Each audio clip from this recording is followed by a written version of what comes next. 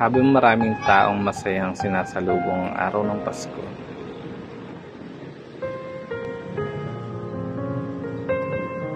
meron namang mga tao ang walang makain o wala man lang maihanda para sa okasyon na ito. Magugulat ka na merong mga pamilya na walang tirahan at makikita mo na lang sa kalye kung saan sila ay nagsasalo-salo.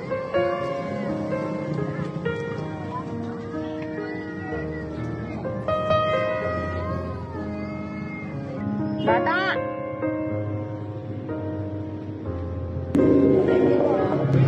Saan ka nakatira? Merry Christmas!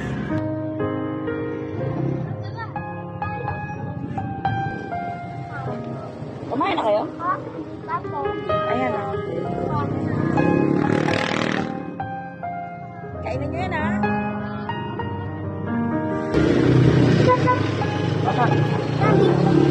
Ayan.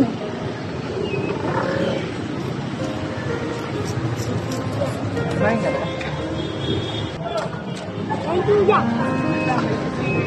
Oh, ayaw mo. Lalagyan pa natin ng laman yan.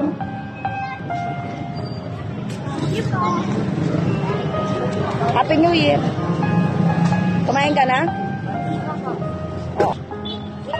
Yan. Thank you, Ma.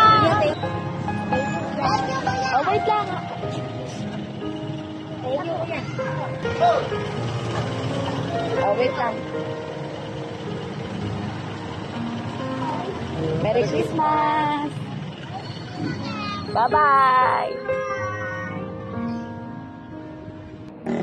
Sa pag-iikot-ikot namin, yung kay tatay, yung istorya na kumirot sa aming puso. Kumakayod siya para sa kanyang pamilya, ngunit sa hindi inaasahang pangyayari, gusto na niyang umuwi, ngunit nasira pa yung kariton niya, na kung saan pang-araw-araw niyang ginagamit upang makalikom ng kahit konting halaga upang maiuwi sa kanyang pamilya. Dalawang kalungkutan sa mukha ni tatay habang pinakausap namin siya. Hindi man lang siya makadiringin sa amin ng diretsa at hindi makapagkwento dahil alam ko sa kanyang mga mata maaaring tumulo yung luha niya kapag binigay pa niya yung mga impormasyon na mabigat sa kanyang puso. Sobrang saya ng Pasko. Marami sa atin nakakapaghanda ng mga masarap na pagkain kasama ng mga pamilya natin. Ito ang gusto naming simulan na Pasko para sa amin. Yung makapagbigay man lang ng ngiti kahit papano, ma-share man lang yung blessing na binibigay ng Diyos para sa amin.